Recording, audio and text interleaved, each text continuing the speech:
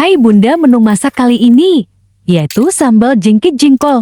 Untuk bahan dan bumbunya bisa dibaca di kolom teks ya Bunda.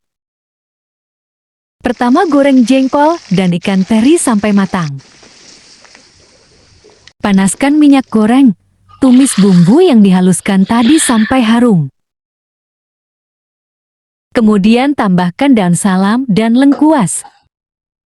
Tambahkan gula pasir, tambahkan garam. Tambahkan saus tiram.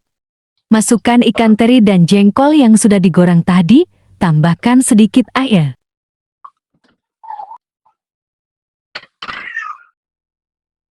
Aduk hingga rata.